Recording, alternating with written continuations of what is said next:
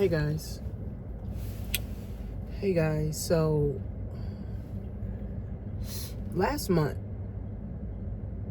happy Black History Month. I'm still celebrating Black History Month. Last month, I had the pleasure, actually, to go to a domestic violence event that one of my uncle's people he put on. And I had the pleasure of going and speaking about finance, right? Financial literacy, that's my thing. Right? I had the pleasure to go and speak about financial literacy. And it was women there that, some of the people they knew, or their mother, sisters, cousins, friends they knew who didn't survive DV, who died at the hands of their partner due to domestic violence. And it was just so heartbreaking. And it's like, man, I feel like domestic violence is the pandemic, right? It is. It truly is. And I can remember working in social work. I used to be a social worker, and I used to work with women, a few women that was in DV situations. And as a social worker, I really didn't understand. I'm like, well, if he's beating on you, why are you staying? But then they made us go through, domestic violence classes and workshops. And a lot of women stay because of financial reasons, emotional reasons, mental reasons, physical, reasons. It's many reasons that the women justify why they stay in domestic violence relationships, right? And it made me understand a little bit more. But then, I got fired for being a social worker, and I really wasn't thinking about domestic violence until I started seeing it on TV, where one of your young girls, she was coming from her baby shower, and her boyfriend literally ran up on her and stabbed her to death while she was pregnant with the baby. And I'm like, this is sad. Like, there should be laws or something in place, right, to help women, right? Because it's also a shame thing, right? A lot of women don't want to tell their friends and family because, listen, you tell somebody they beating on you, your friends and family gonna want to fuck them up. Like, they gonna want to kill them. Like, and if you love that person, you're not going to you're definitely not going to tell your friends and family. I remember, because I'm a domestic violence survivor. Thank God I was one of the ones that is a survivor. And when I was 17, right, my daughter's oldest daughter, father, I wanted to leave. And I can't remember if he was drunk or not. He literally didn't want me to leave. So he dragged me out the house, out the apartment that, he lived in. He dragged me out. He literally threw me down the stairs. Now, this is when I'm 17. He threw me down the stairs,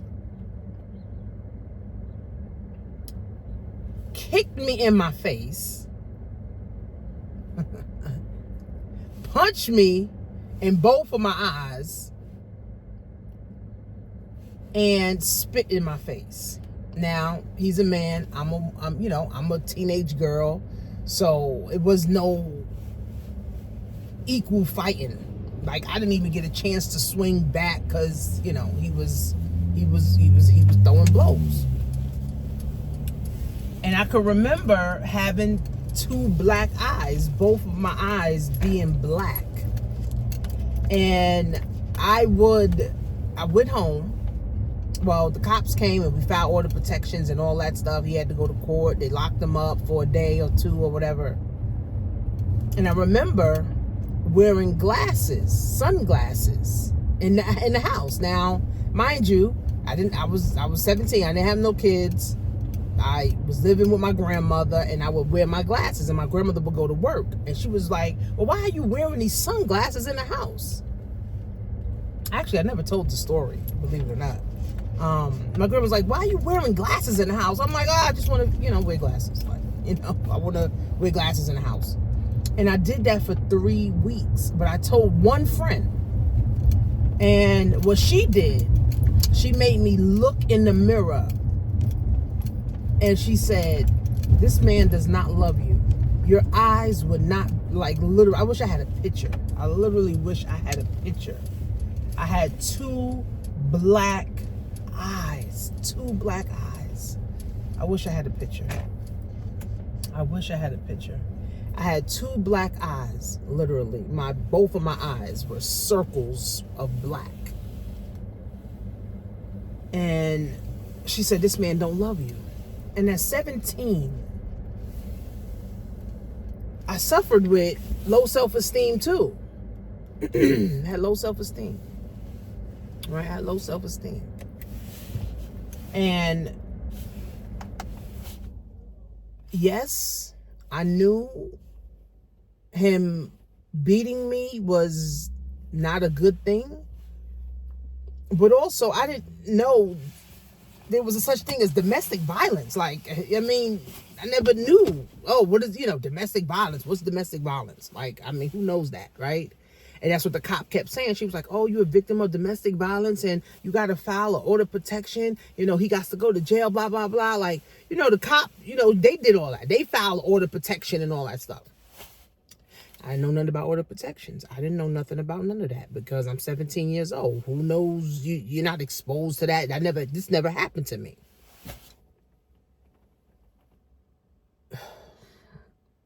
Filed the order of protection. He had to go to court. I want to say a month later, he calls me. He's sorry. This would never happen again. I mean, 17. I'm 17. Like, low self-esteem, right? Trying to finish high school, like, all of this. So he calling.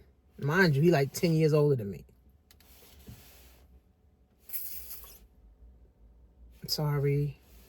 This will never happen again. I want you to take the order of protection off. This is not a good look for me and my job and blah, blah, blah. I'm 17. 17. So I canceled the order of protection. So now I can't go back to his house because he's living with his mother. I can't go back to his crib now. So he was like, oh, let's meet up. I'm 17. Let's meet up. My eyes were just getting better. So it was like faded a little bit. But it was still a little black hair. And my nose was fractured. I had to go to the ear, nose, and throat doctor because my nose was fractured. Like, I never told the story before. It's crazy. My nose was fractured. I had to go to the ear, nose, and throat doctor. I mean, I didn't, tell him that. So I met up with him. He hugging me and, I'm sorry, let's make it better, blah, blah, blah, blah, blah, blah. I'm 17. I must have met up with him a good 5 more times after that. And we had sex. Of course, at 17, I shouldn't be having sex anyway, right? But we had sex. And I got pregnant. And I'm like, I don't want no baby.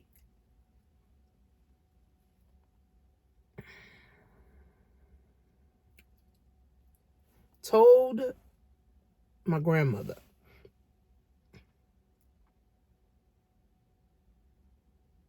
And my grandmother was like, well, we don't have any room for a baby.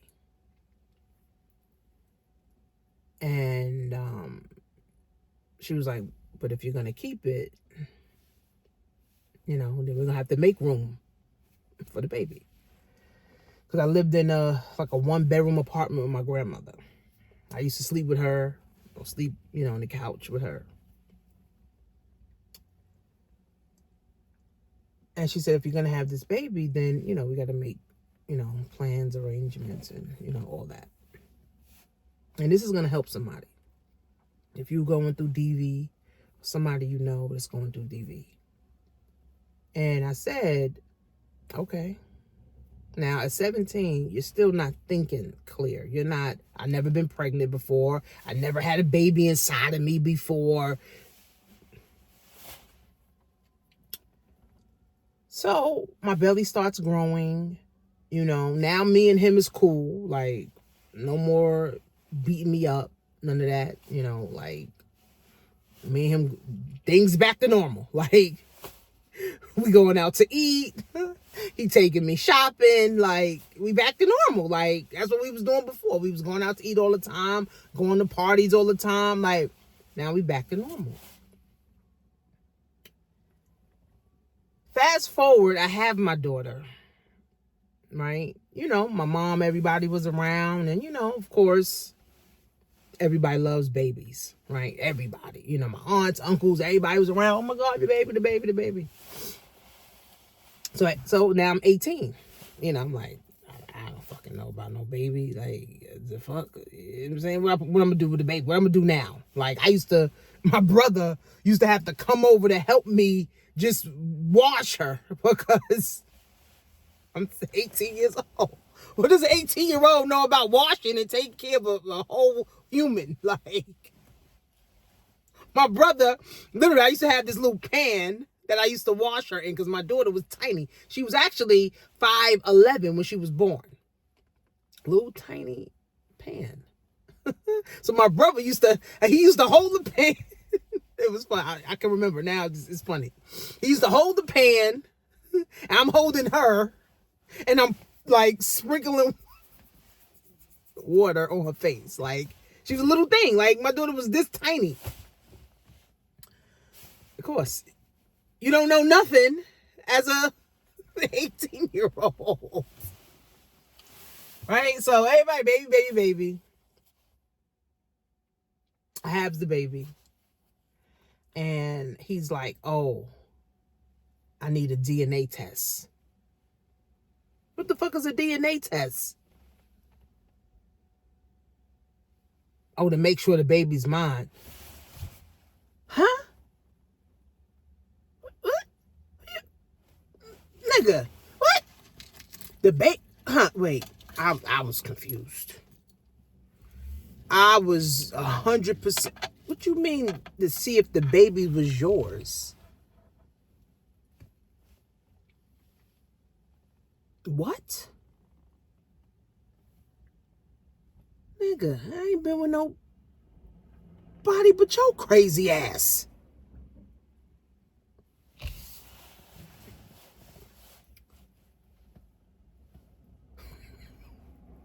DNA test. So he decided when my daughter was about 1, oh, that's not mine's. I'm not gonna help take care of her and blah, blah, blah. I was crying like, huh? Confused. But, that's what men do. Controlling men, that's what they do.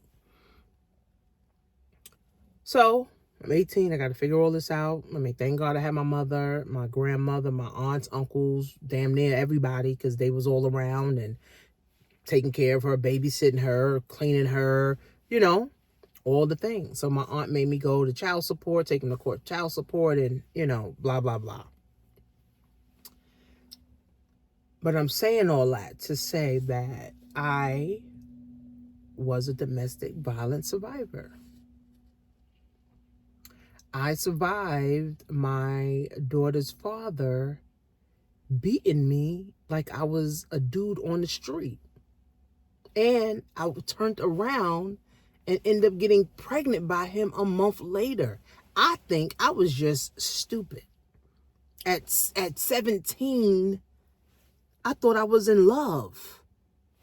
I didn't know nothing about none of that, you know? And then my uncle saw my eyes and he was like, yo, I'm killing this dude, bro. I'm gonna kill him. I was like, oh no, I can't have my uncle kill him. I should have let him holler at him. But I'm a domestic violence survivor.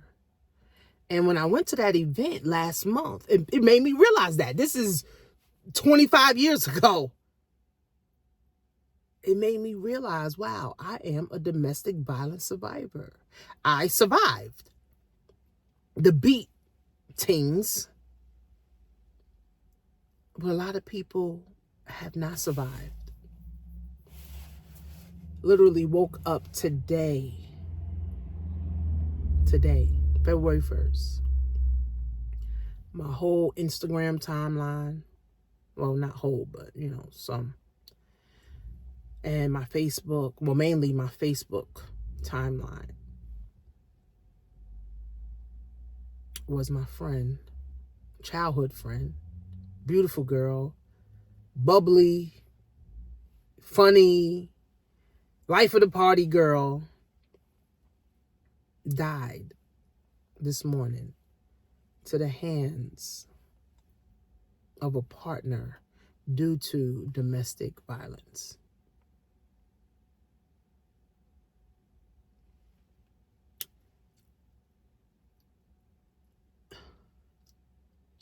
I feel like domestic violence is the pandemic, because domestic violence is a silent killer. Just like I didn't want my uncle to kill my daughter's father, I didn't want anybody to know because I was ashamed. There should be things in place that makes women feel comfortable and safe to go to. Okay? To feel safe to go to. Okay? To be able to get help so that they won't have to go through this.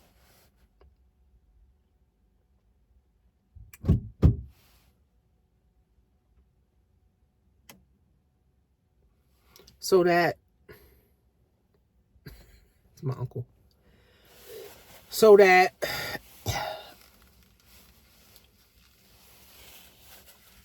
they won't have to go through this. And she was only 41 years old and has 2 beautiful children. Now, I don't know the whole logistics of the situation. It doesn't matter what the whole logistics is. She died to the hands of a partner due to domestic violence. And I want to say to all the women, and it's not just women, believe it or not, men are in DV situations too. But to all the women who are in domestic violence, please seek help. Please. And my friend, childhood friend, we went to elementary school. I was in kindergarten together, elementary, junior high together. I think we had maybe several classes together. And I've seen her a couple years ago, maybe 2 years ago, I actually seen her. I mean, I've seen her on, Facebook and Instagram, but in person, I saw her like 2 years ago, and she was still bubbly and, hey, Tanisha, And to just hear that, ladies, please seek help. Please seek help. Please seek help.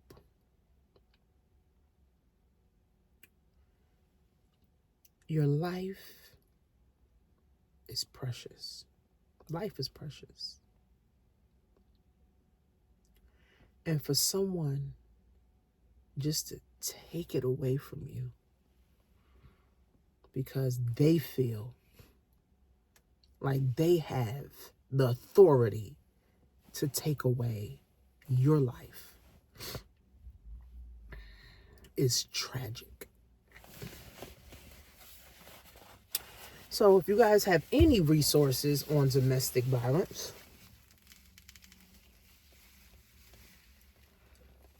hotline, or domestic violence therapists, or a domestic violence group, please leave the resources in the comments.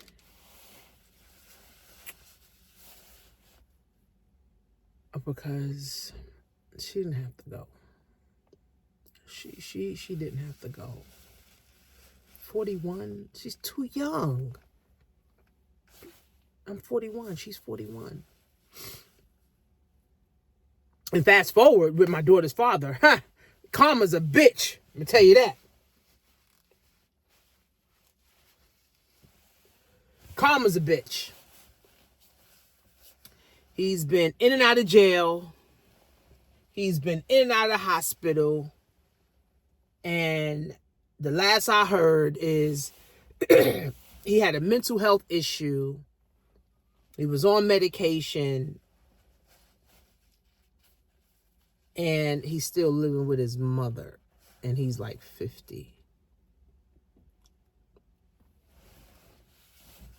So. And I'm blessed to have found a husband that I've been with for 16 years. I met my husband when my daughter was 1. My daughter is 23. She'll be 24 this year. I've been with my husband 23 years. We've been married 16. And he treats me well. He has never blacked my eyes. I mean, of course, people have arguments all the time. But he never blacked my eyes. Like, I never felt unsafe around my husband. And, I thank God, for that. I thank God that he did spare my life and favor me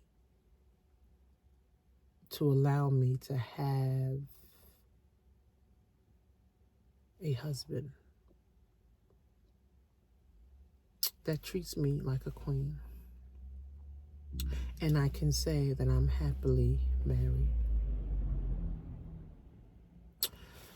So please, guys, leave some domestic violence resources, please. And if you want to tell your story,